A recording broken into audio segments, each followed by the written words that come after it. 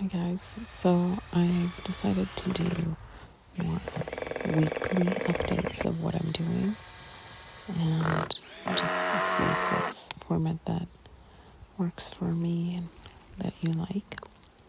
So the first thing was on the new property. I set up these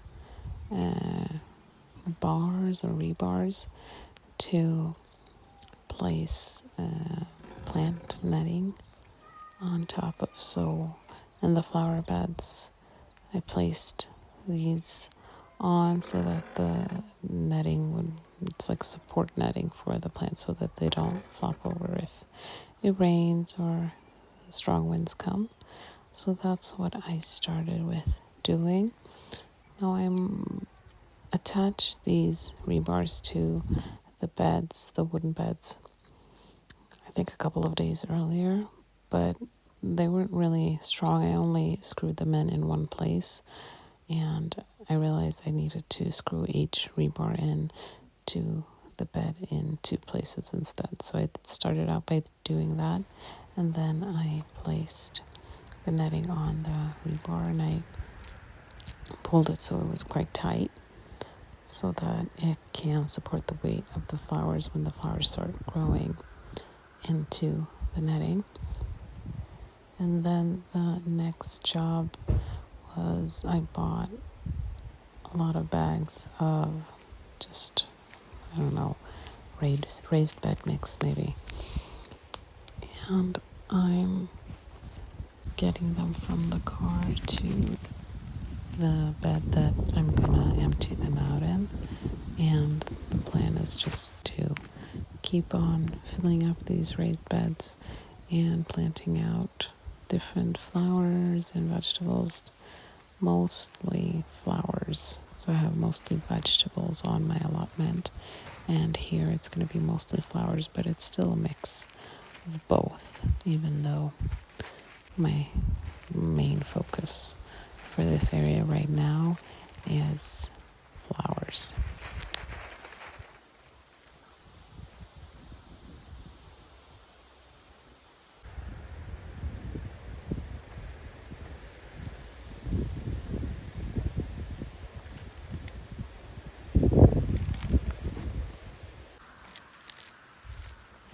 And the next thing was to try to get as many of these wooden pallets to the corner furthest away from the car.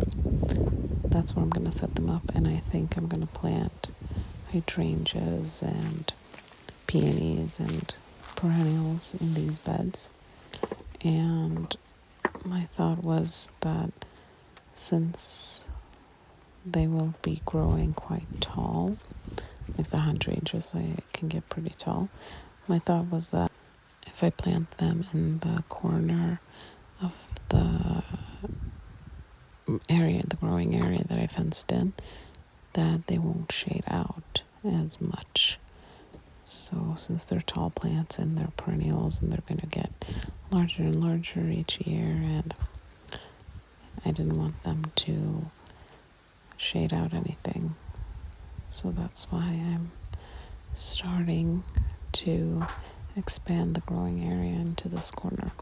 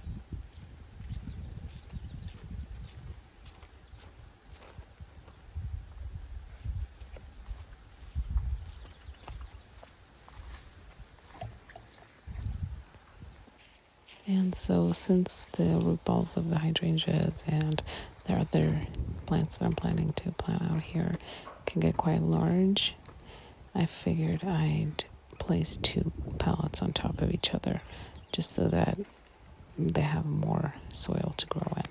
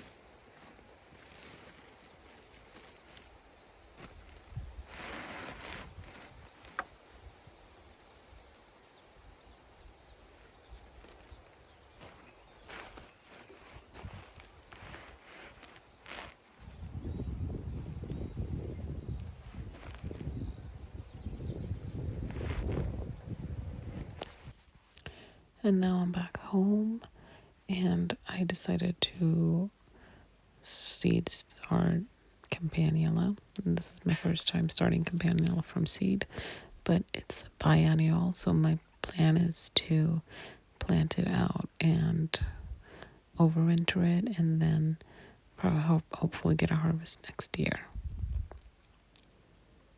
I also seeded some of these sunflowers. And now I'm back on a different day at the new property. So I have a lot of stuff to plant out. So last time I was here, I started preparing beds, and then today is planting day. So the first task is to mulch or hill potatoes so that I don't get green potatoes. So I've had a lot of issues with that lately, that the potatoes grow quite close to the surface, and when the sun hits them they get green, and you're not supposed to eat green potatoes. So what I'm trying to do is just cover the top parts of the stems of the potatoes so that hopefully there won't be as many green potatoes. So that's what I'm doing here. And then I just started to plant out the crops. So these are green beans that I'm planting out, and I am adding some fertilizer. So I think this is blood meal and then bone meal. Usually blood meal and bone meal are my go-to fertilizers, but I also use like alfalfa pellets and just any type of organic fertilizer. And I've also gotten into making my own fertilizers more and more, fermenting different plants and different extracts. And there's a lot of slugs on this property, so all of the beds get this. It's an insect netting that I staple to the bed to help keep the slugs out of the bed. And this is the Eryngium or sea holly that I planted out, and it's a perennial. It's supposed to be quite hardy, so hopefully these will grow well and thrive in these beds and give me harvests for a few years to come, or maybe a lot of years would be best, obviously. And I planted out a blue variety that I don't know the name of, and a white variety that's called White Glitter, and they're both tall, so for cutting. They look good here. And then in this bed, I think there's asters and something else, I'm not sure. Yeah, Tweedia. It's Tweedia. And then I harvested some flowers. So these were all foraged except for the purple flowers, which are my anemones. And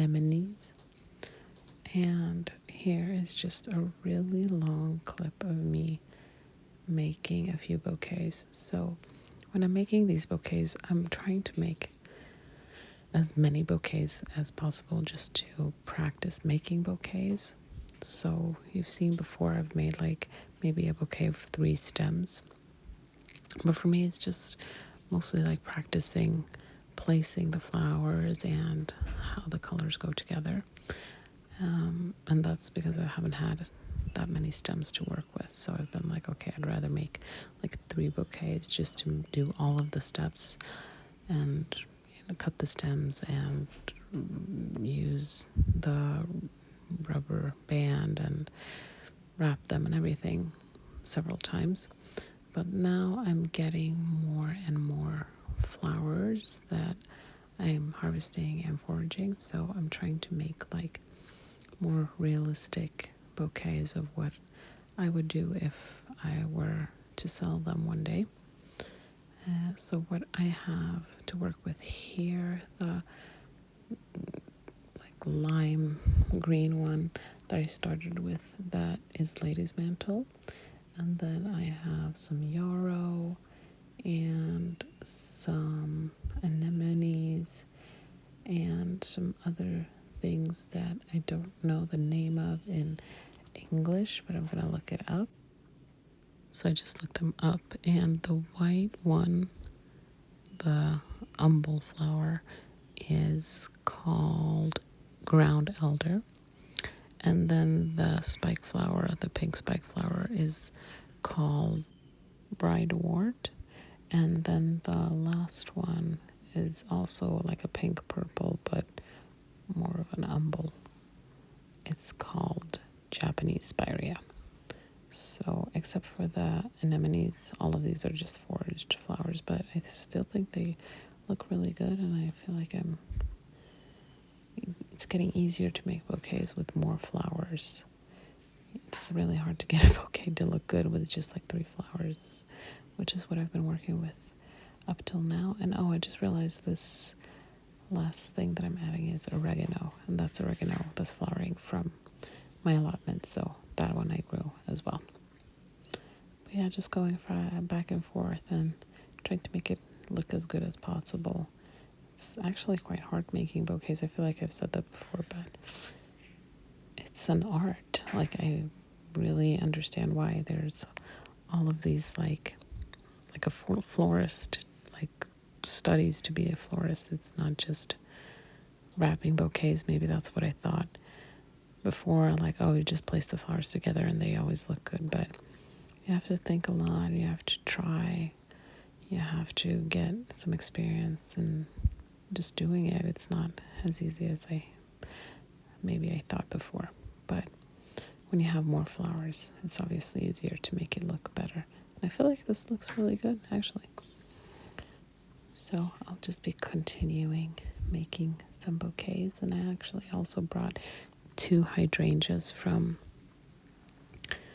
the allotment. So these are just growing in pots temporarily until the beds are ready for them on the new property. But these blooms the stems were large enough, so to where I can harvest the most of the hydrangeas I've just deadheaded, so that they're not putting a lot of energy into making blooms. I'd rather they save the energy in their roots.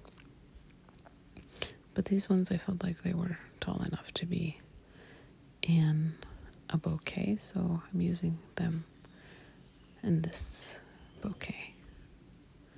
Or I think I'm going to make 2 bouquets with the hydrangeas because they're quite large, so I don't think I can get them into one.